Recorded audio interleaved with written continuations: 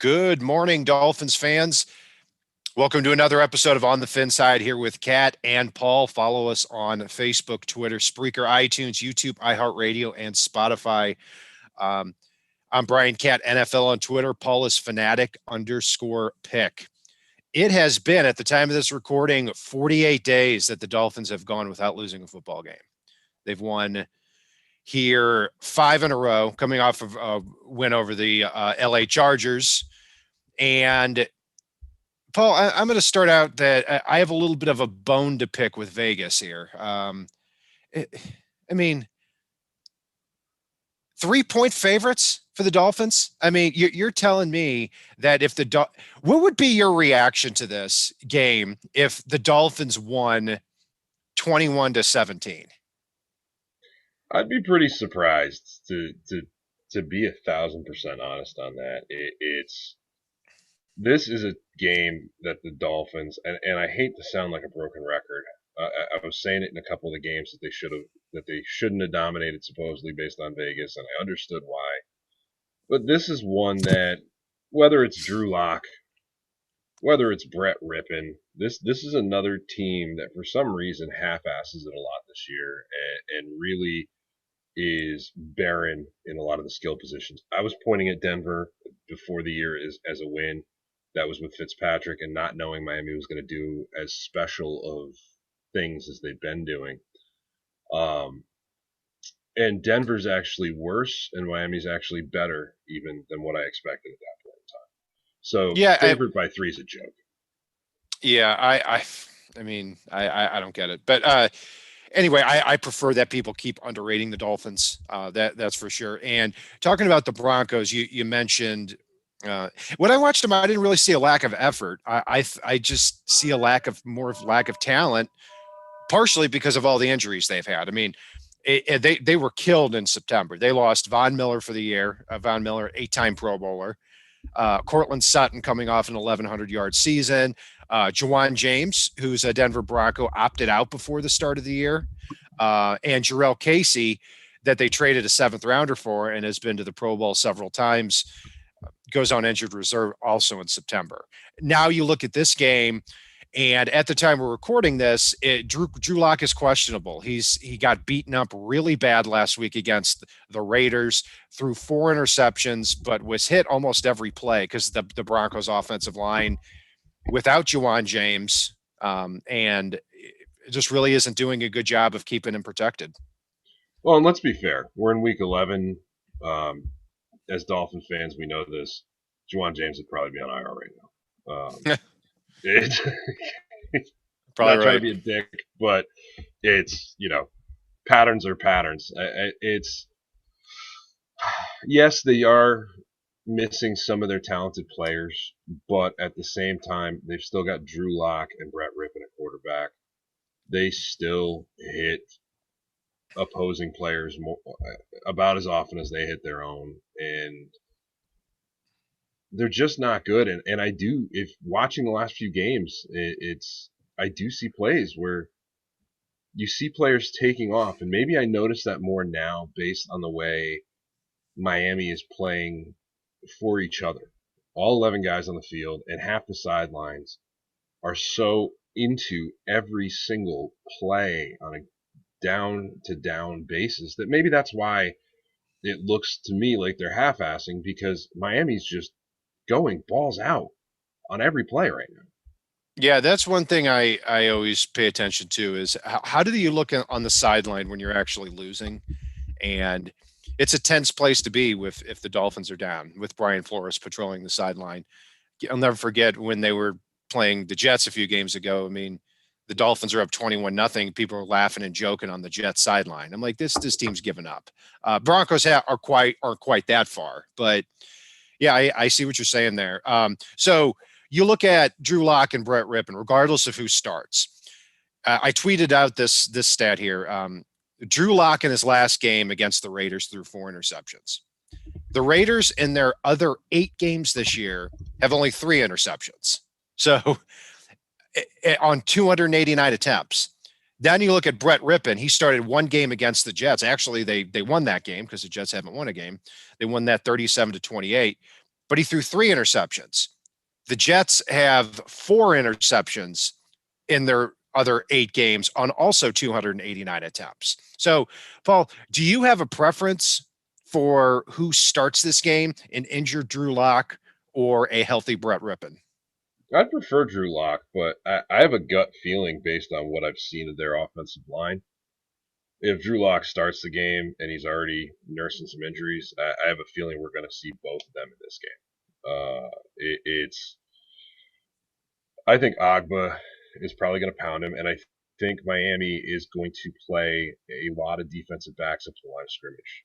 Denver runs a lot of screen game, trying to get yards after the catch. A, because their pass protection is not great, and B, well, their quarterbacks aren't great. So I would love to see Miami play a couple guys up close, which lends even more options with the blitz and as far as covering that screen game and masking those coverages. So, yeah, I think it doesn't matter. We're going to see Brett Rippon at some point in this game, whether Drew Lock starts or not. Yeah, and for people that don't know, I'm a Mizzou fan. I watched just about every pass that Drew Lock threw at Mizzou. I'm fine with where the Broncos took him in the middle of the second round. I said I would have taken him late second, early third.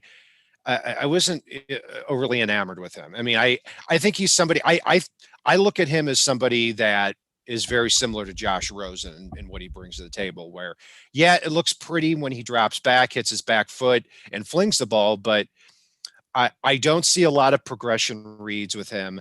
I don't see a lot of anticipation.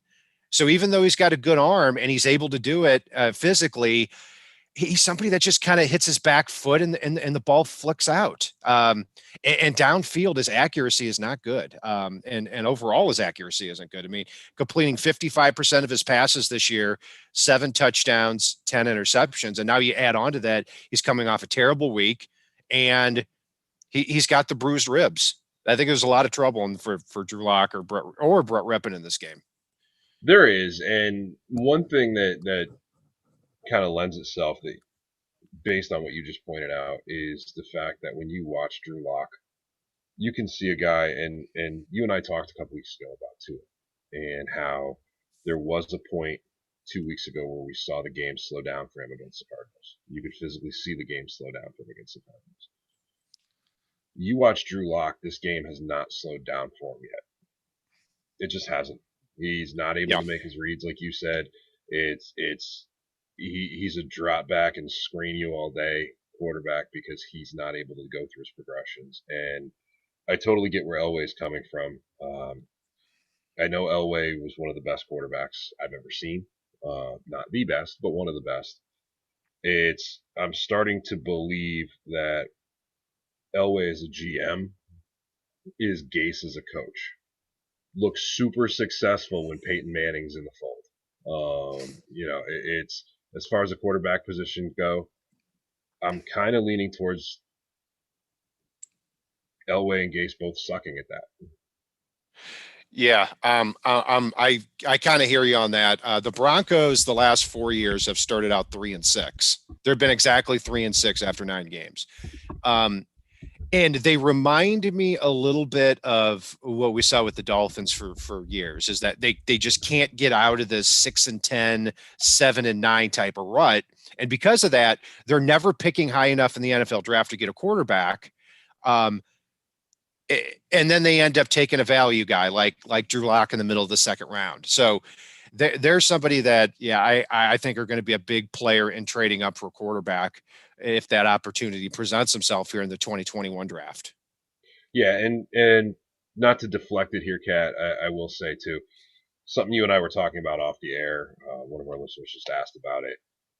Christian Wilkins is still on the COVID-19 list. We don't know if he comes off tomorrow or not. There's been no information about his test status out there.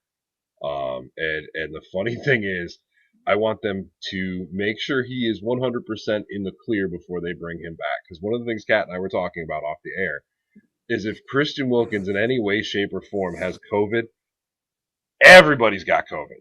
Like Christian Wilkins is like a toddler at daycare that can't keep his hands off the other kids. I love the guy. He's a hell of a player for us. But end of the day, Christian Wilkins gets COVID or anybody around Christian Wilkins gets COVID, Christian Wilkins is going to have COVID and everybody around Christian Wilkins is going to Yeah, luckily they don't yet. So it's the way Christian Wilkins acts. It's not a problem until it's a problem. I'm so like we were talking about off the air. I'm surprised he doesn't have a delay a game penalty with Homa. I mean, hey, look, there's some good and some bad to that. He brings a lot of enthusiasm to the table, and I think that does rub off on people. have. It That's does. great. And he hasn't gotten penalized yet, knock on wood. So hopefully he comes back soon because that's turning into a really good 3-man rotation of Christian Wilkins, Raekwon Davis, and Zach Sealer. So, The but newly re-signed Zach Sealer. yeah, that's correct. Congratulations. And what a steal. I mean, I don't know the exact figures. I don't have them in front of me. Probably think 3 years, 8-9 million. Yep. Right around that area. I mean, what a fantastic steal. I mean, you look at what Raekwon Davis and Zach Sealer have done in the middle of that defense. They don't do anything but be themselves. I mean, they are massive prospects. They are 6'7", 300 plus pounds. And because of that it's hard to move them. And it's hard for running backs to create a lot of space once they get in the hole because they have that size. Yeah, and you know me. You know I'm a fan of my fat guys. I got my 98 on in honor of Raekwon Davis, but in all honesty, it's my Jared Odrick jersey.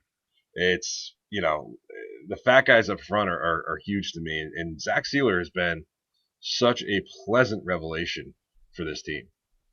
Yeah, you see, you should have just said it was Raekwon Davis.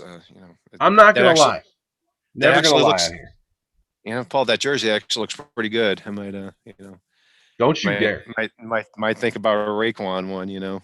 What could go wrong? I mean, we'll see. Oh, No, they might as I'm well not. take him out and set him on fire if you buy his jersey.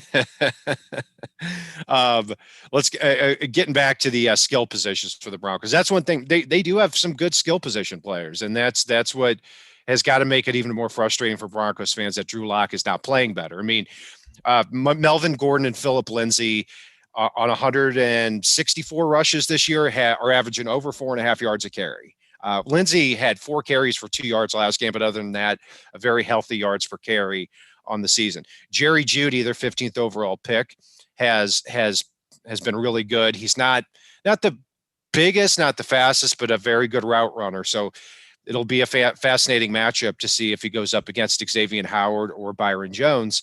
KJ Hamler also has come with a lot of clutch catches. They're going to go 3 wide receiver a lot with Jerry Jeudy, KJ Hamler, Tim Patrick, who's a solid possession receiver for him, as well as Noah Fant. Noah Fant's a very talented tight end, is questionable for this game, did practice, looks like he's going to play in this one here too. So, but the big thing, Paul, is without Juwan James, I mean, and they haven't had him all year, that right tackle position is a problem. With Juwan James out, Calvin Anderson played last week. It'll be either him or DeMar Dotson. The Dolphins defense with 2 sacks, 8 quarterback hits last week, and now they're facing an offensive line that's probably even worse than the Chargers last week. They are, and I don't really trust the backup lineman to do a good job reading who's coming in that amoeba psycho style defense that Miami's been really kicking it around on. I mean, Keenan Allen came out last week and basically said, we ran the ball because we were so damn confused about their coverages and what they were doing that it was our best option.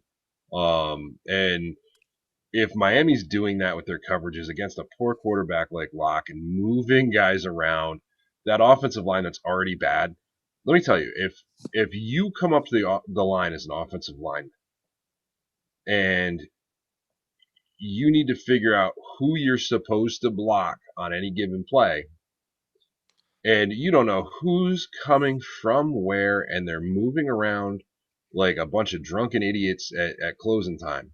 Not like us last week at the end of our show. But it's it's gonna be a difficult, rough thing, and guys are gonna come free. It's one of the things that made Deion Jordan look so good at Oregon was the way that they ran their amoeba style defense. He came free on so many plays because no one knew who was coming from where, and guys were taking the wrong guy that wasn't even rushing. It wasn't Yeah, even rushing. yeah. Like, what I saw a lot last week too was, the Dolphins would show that look where they've got, 7, 8 guys on the line, but then they'd only come with 5. And the other two, and you don't know who's dropping back into coverage. It makes the defense a lot more unpredictable. Second play of the game, they actually the first 2 plays of the game, if you watch the L22, Brandon Jones at safety comes off the edge on the first play, gets Kalen Balaj for just a 2-yard gain. And then the next play, Nick Needham gets a big sack from the corner spot. A lot of times they don't blitz the defensive backs, but it's really hard for them to understand what's coming. And it's even more difficult for a young quarterback like Drew Lock to understand what's coming. Yeah, a young quarterback who knows he's got a piss poor offensive line and the game hasn't slowed down for it yet. And now the defense is moving all over the field in front of him. And I know you said they brought 5 on some of those plays. They brought 3 on some of those plays. And it wasn't always the D line that they brought. So it's yeah, I actually expect to see a few sacks out of the linebacker position in this one, given the way that Landon Roberts, Kamal Grugier-Hill, and Jerome Baker are coming on that blitz. And Bobby McCain too, possibly. Yeah, you never know who can come in that blitz. I mean, for me, the only way I see the Broncos even making this competitive is if this turns into a game where Melvin Gordon and Philip Lindsay have some success up the middle running, and it turns into a Melvin Gordon and Philip Lindsay versus Savon Ahmed and Patrick Laird type of game. But I don't even know if that would work to their advantage either, because lately the Broncos haven't been great at stopping the run. I mean, or especially last game. I mean, 21 carries, 112 yards, 2 touchdowns from Josh Jacobs. Not a coincidence that they keep getting banged up on their front 7. Like we said, Von Miller's out for the year. Shelby Harris has been a huge loss for them. He's not supposed to play in this game either. They also lost Jarrell Casey earlier in the year, but they looked soft last week against a Raiders offensive line that was missing both offensive tackles and guard Richie Incognito. Their whole defensive philosophy, if you watch them, is to play catch, something that as Dolphins fans we're very familiar with. It's keep everybody in front of you, and make sure you kind of wait, see where they're going, and then try to stop them once they get there. And that is a recipe for disaster. It doesn't matter how talented you are, and they're devoid of a lot of talent on that defense as well. That is the most sissy football methodology I've ever seen in my life. It's almost like being in a prevent right from the get-go, because you're basically letting things happen. And then you've got a bunch of competitors that over-adjust to things, like we've talked about on our show in the past with Miami at times, that over-adjust to things and are coming up hard, and now they're susceptible to getting beat over the top. Yeah. It's just it's a piss poor defensive plan, and Denver's not in good position for this one. Yeah, the worst thing I can say about Josh Boyer is he might be doing so well that he might be a head coaching candidate in the NFL here next year. It's so nice that we're not talking about that style of defense anymore. And in today's NFL, you have to be able to mix up blitzing and not blitzing. You have to be able to mix up man and zone. And the defenses that are struggling, like the Seahawks this year, really play only one style of defense. Seattle plays that cover 3 defense. Denver doesn't switch it up a lot either. The Chargers didn't switch it up a lot either. And listening to some of our guests talk about how vanilla the play calling is on defense, I'm glad we don't have that problem anymore. For example, where is I know Vance Joseph is with Arizona as their defensive coordinator. Where is Matt Burke and Kevin Coyle now? Like, are they even coaching anymore? I don't know. The NFL said go quarantine. Oh God. I mean, Matt Burke's style was so bad too. I mean, basically it was hey, basically if you don't get to, if your front 4 doesn't get to the quarterback, you're screwed. It's as simple as that. But also too, hey, we're going to play so much zone that basically the quarterback needs to be getting hit as he throws, and then bam, we're right in position to get an interception there. Like, How about you cover the freaking guy in front of you? And now the Dolphins are doing that this year, allowing a quarterback rating of just under 88, which is sixth best in the league. Um, I mean, you look at the last few weeks. Yeah, Kyler Murray was 21 for 26, had a quarterback rating of 150. But other than that, Jimmy Garoppolo's quarterback rating 46.3. Joe Flacco's 50. Jared Goff 65.9. Justin Herbert at 86.3, but was under 80 heading into that last drive when they threw a garbage touchdown to Keenan Allen. So yeah, I mean, a lot of matchups favoring the Dolphins here in this game. That seems to be a constant theme week by week. It does, and I actually want to bring up one of the questions we had in our chat here because it is getting to be more and more of a common topic. And so Miami Kid asked us, do you think Chan Gailey needs to open this thing up just a little more? Not saying Tua should drop back and throw 50 times, but the offense looks stagnant and predictable at times. I'll hand it to you first.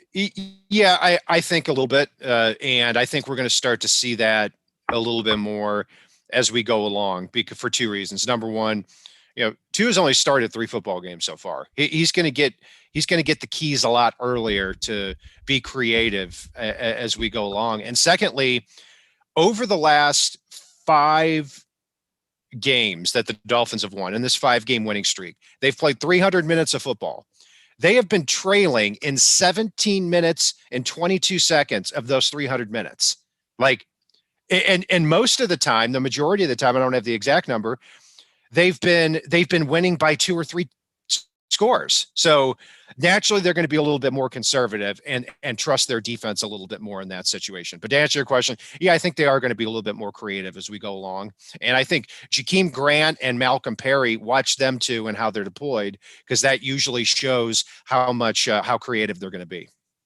It does, and at the same time, one of the things that we have to keep in mind is Tua is only 3 games into his career at this point, and it's that playbook. Even though the game has visibly slowed down for him, is going to slowly and steadily open up further and further for him.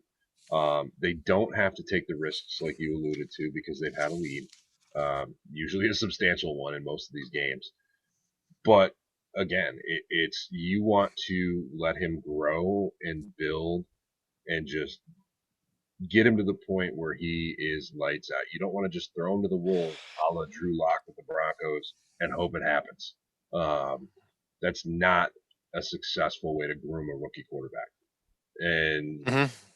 so yeah, no, it's and while we're talking about Tua here as well, I do want to point out if he wins this game, I'm sure you guys have seen the stat.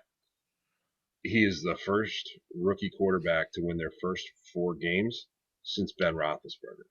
Uh, Now, I will say Ben Roethlisberger has the record at 13 straight games to start his career. Let's do it. Uh, it's in Miami. If they run, which I'm not getting ahead of myself here, but if they run, I did go ahead and do the math. It's they could do that this season if you include playoffs. Just saying. They could, and yeah, their next, I'll keep it to this. Their next 3 opponents are combined 5-21-1. You've got the Broncos here, then you've got then you play at New York against the Jets. You better win that game, and then you've got the Bengals at home. Joe Burrow is great one week. He looks like a rookie the next week. Who knows which one we're going to get there, but no excuse now for the Dolphins to at least not win the next 2 games, in my opinion. You're playing 2 teams that are inferior to you. You've got the 3-6 Broncos. You got the 0-9 New York Jets. You win those 2 games, you already guarantee that you don't have a losing season with 5 games left to play. Yeah, and in those 5 games left to play, you've got the Bengals, like you alluded to. Definitely a game Miami should be favored in right now, even though the Bengals have played a little bit better overall. Their offensive line is trash, absolute trash. So this defense should be able to tear them apart, even if Burrow does a good job making his reads right now and does look overall like the real thing. You've got obviously Kansas City. You've got New England, who is Jekyll and hiding between mediocre and bad right now. Yes, they beat the Ravens, but the Ravens aren't playing like the Ravens right now. You've got the Raiders, the biggest bunch of phonies on the planet. They've beaten a bunch of nobodies. And let's face it, they're probably going to be all on the COVID list come December, the way that they're going right now. Yeah. It's, I mean, you look at the stats like the interception stats. Ooh, they have this, 7 or 8 interceptions on the year, but almost all of them came against the Broncos. Yeah. It's and then you've got the Bills at home, which if are It's you've got the Bills in at Buffalo, Buffalo in the final week. Yeah. right, for the division. That's probably that and the Kansas City game are probably the two toughest matchups you have. And honestly, I like the way Miami matches up, especially against Buffalo, as we go into that final week of the season, barring catastrophe. Yeah, it was a big win for the Bills against the Seahawks, and then they came back the next week and probably should have beat Arizona if not for the Hail Murray play, but they didn't. And it does look like it's going to come down to that final game because the Dolphins, if they can take care of business the next 3 weeks, that's going to be 6 in a row. Now people are really talking about the Dolphins, and you look at the last 4 games. Yeah, they're tough. I mean, you got the Chiefs at home and the Patriots at home, and then at Las Vegas and at Buffalo. But if you're 9-3, you probably only need to win one of those to get into the playoffs. But the real fun thing would be if you're an 11-4, 10-5 team heading into that Buffalo game, because you might be playing for the division in that final one. So, and here's the other thing too, Paul, is a lot of people will say, not in this chat, but around, they say something along the lines of, nope, one game at a time. One game, nope, can only look at next week. Let me explain something to you. I don't play for the Dolphins. I can do whatever the hell I want. Like, it doesn't matter. It doesn't matter if I look ahead or not. I'll look ahead 3 years if I want to. I mean, geez, we're talking. People are like, don't talk about the draft. Focus on one thing. What? Can you not walk and chew gum at the same time? What's wrong with you?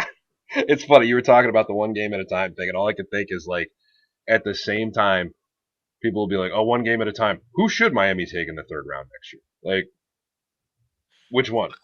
Like it's. But no, I mean, and I'm glad we don't get a lot of that here. I mean, it's yes, I want the team focused on one game at a time, one quarter at a time, one play at a time, and they are, and it's great.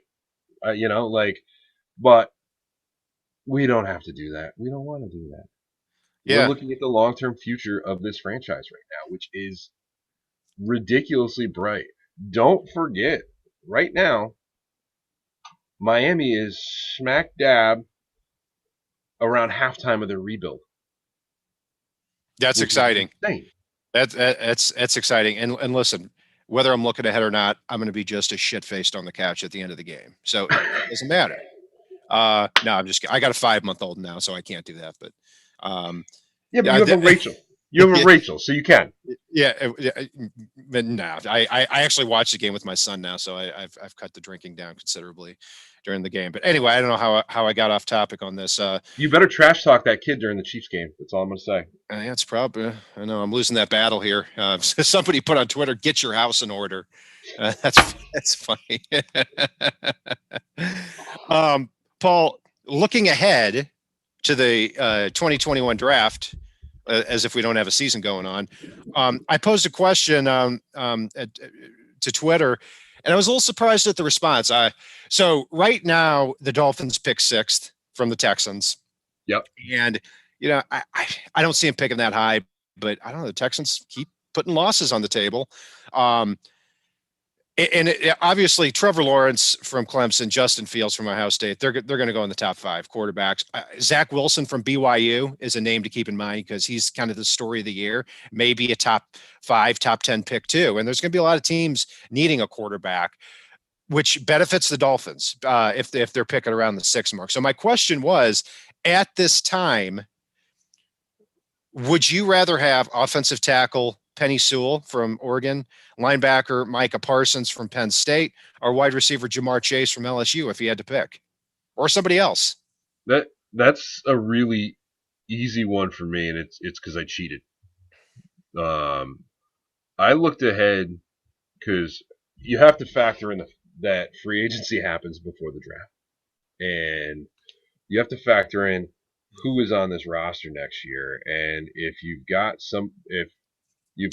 three guys you've got kind of equal, um, you're an idiot for not grabbing the one that's in a position.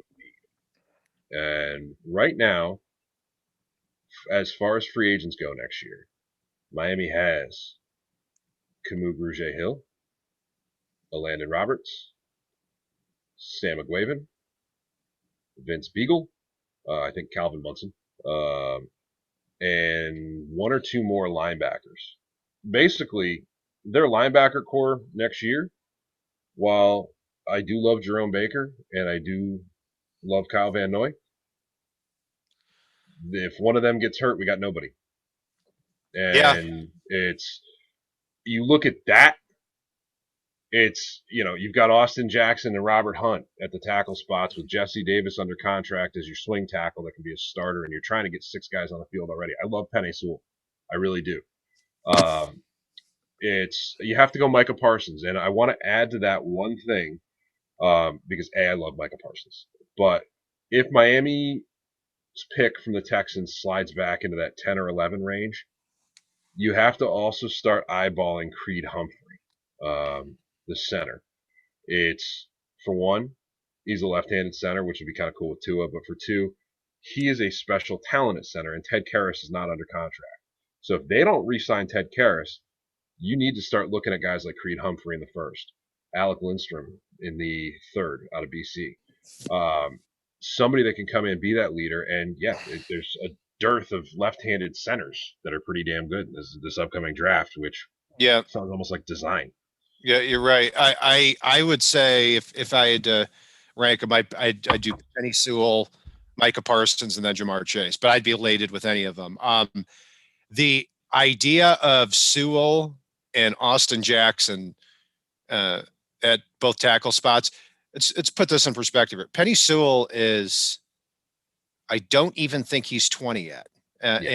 And if you look at, you could go to training camp next year, and at the beginning of camp, have your tackles be a 21-year-old Austin Jackson and a 20-year-old Penei Sewell. I mean, I'm kind of cheating a little bit. Jackson turns 22 in early August, but you get my point. You could legitimately have these guys for 10 to 12 years at the tackle spots, protecting Tua. And selfishly, I not only want to have a great tackle combo, but I also don't want to draft offensive tackles every year. And, Yeah. and man, if you could have a line of Sewell, Austin Jackson, Eric Flowers, who's only 27 or 26, Solomon Kinley, and yeah, maybe you draft Creed Humphrey a little bit later to make it a dominant unit. But there are a lot of options, and that's why it's exciting on that. So anyway, keep an eye on the Texans. They play the Patriots this week, so either the Texans draft position is going to stay or fall with the Patriots win, or the Texans put the final dagger in the Patriots season here after they've won the last two games.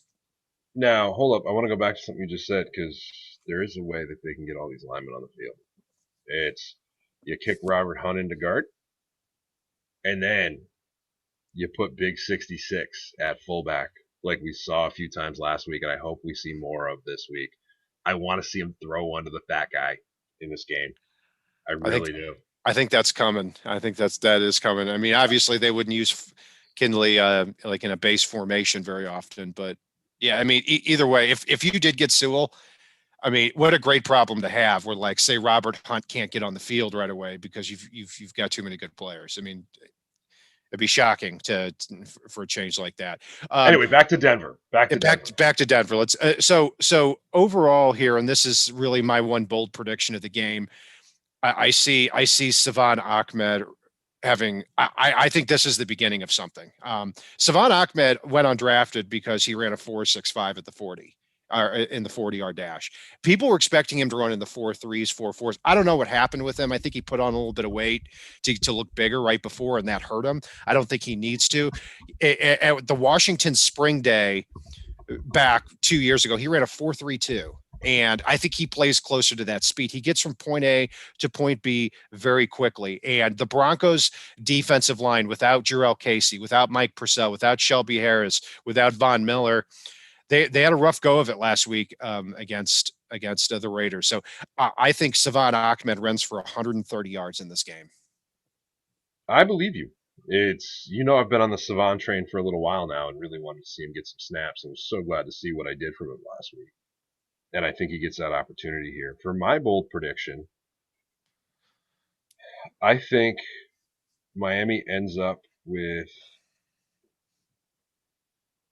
5 interceptions in this game. 2 by Bobby McCain, 1 for a score by Bobby.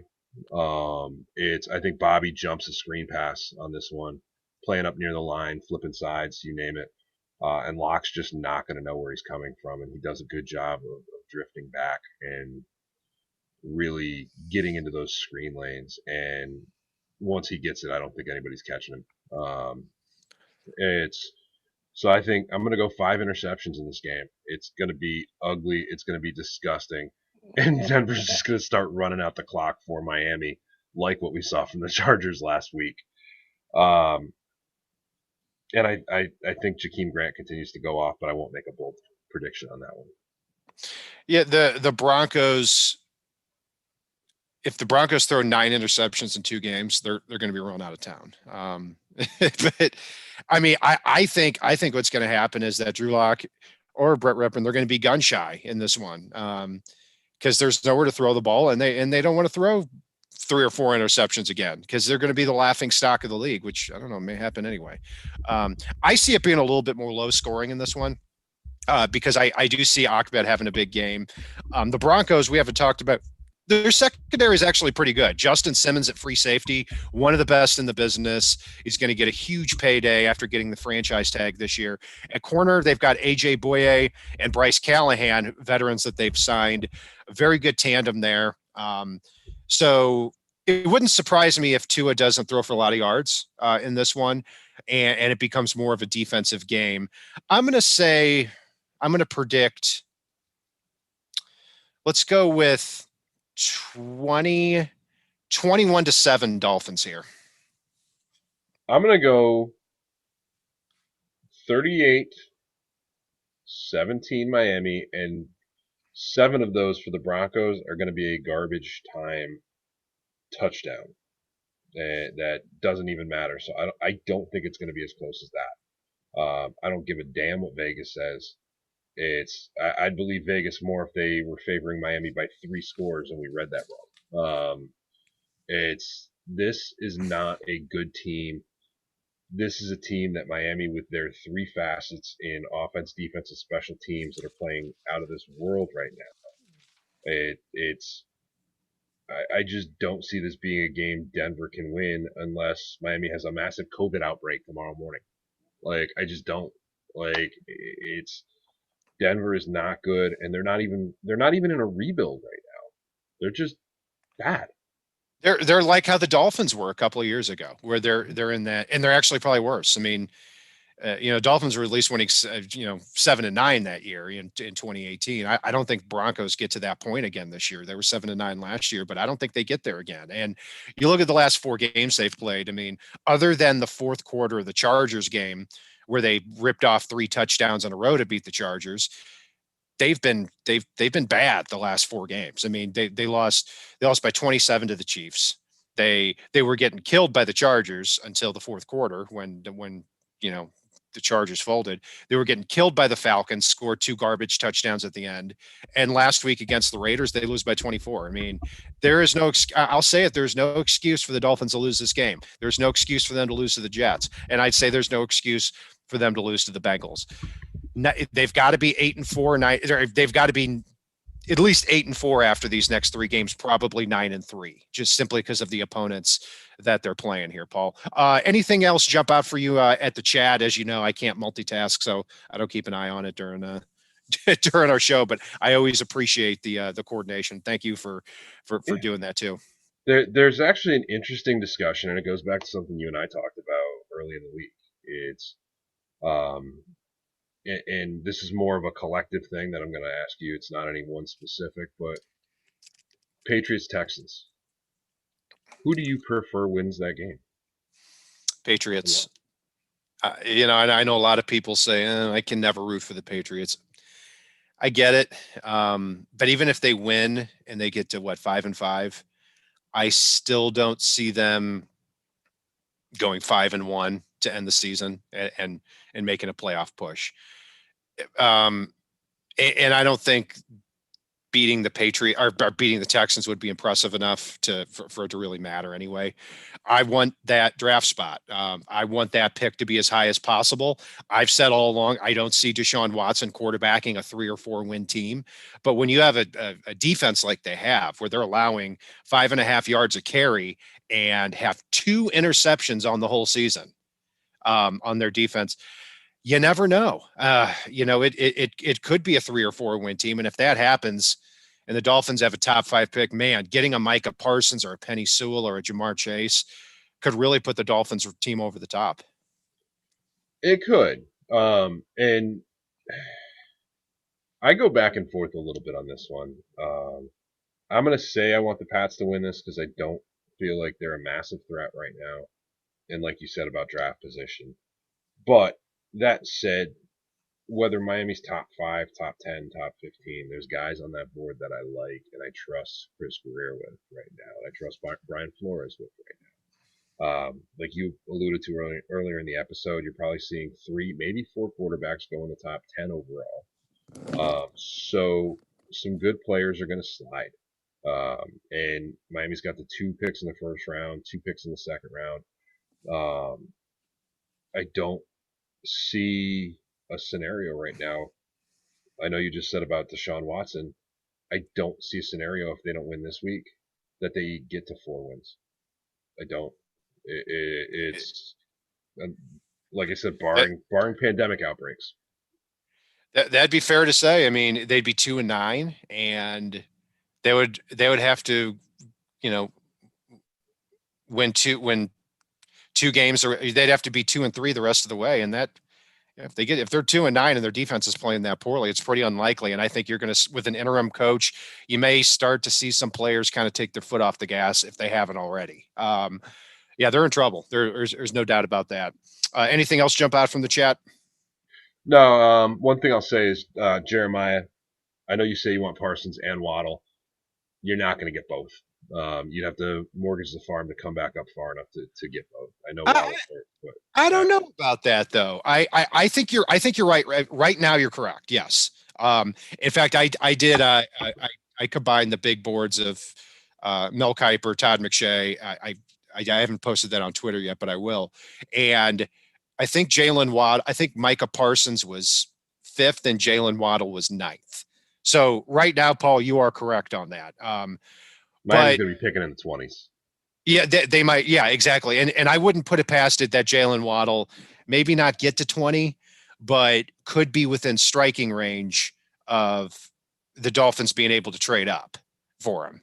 And that's kind of what I want to see on here is that, look, I'm all about more draft picks trading down. I'm always about that. But I think this is a little bit different now because if you draft, 4 players in the first 2 rounds next year for the Dolphins, you may not be able to get them on the field. So getting 2 stars that have an immediate impact and fill a big need might be the better way to go. But that's going to change a million times here between now and April. It is, and what I'll say is you draft those 4. Don't forget, Miami's got about 20 starters on defense. I mean, when Christian Wilkins is healthy, you've got 3 defensive tackles that are essentially starters for you. You've got 3 or 4 defensive ends if you get Beagle back and with Andrew Van Ginkel. Defensive end, outside linebacker hybrids. You've got about 5 of them that have roles on this defense. This is a defense based on roles. So, you've got 5 or 6 guys that you can almost consider starters based on the number of snaps they get out in the secondary. So I mean, they may not be your traditional like I line up these 11 on defense and we go at them no matter what and catch guys when they come at us type of defense. But this isn't that NFL anymore. And you give me 4 picks in the top 2 rounds, and supplement the offense a little bit and add two guys that start on defense, hell yeah. You get a running back that can supplement with Savon Ahmed and have Laird and Gaskin right behind those two, hell yeah. You give me a wide receiver that can come in and complement what we already have on this wide receiver core, hell yeah. Or a tight end that can come in. We run three tight ends so much. I'd love to see one of those tight end roles improve. And there's some really good guys in those in the top two rounds. So I don't want to Yeah, sacrifice one position to kind of strengthen another. fair enough. I can understand that. And we could be sitting here in a few months and we flip flop positions on that. It really depends on the board and how it's looking and where the Dolphins are picking at the time. So anyway, if you can't tell, we're already excited for the draft. But But we got this season. We got this season first. we do. And it's been One, awesome. one game at a time, Cat. One game. One game at a time. Yeah. Yeah, no. I think we should just do a show with just looking ahead. We don't talk about any current Dolphin situations here. So You know what? Actually, let us know in the chat if you want to see us do that show. We'll, because I'm down. I don't know if I will be, but we'll see if we get overwhelming You will feedback. be. I'm sure I can. I'm sure. Yeah, we could probably squeeze it in. So that's going to do it here for our breakdown of the Dolphins Broncos matchup. You can follow Paul and I on Facebook, Twitter, Spreaker, iTunes, YouTube, iHeartRadio, and Spotify. I'm Brian Cat NFL. Paul is fanatic_pick on Twitter. And if it's not on the right side and it's not on the left side, it is on the fin side. Solo D, take us home.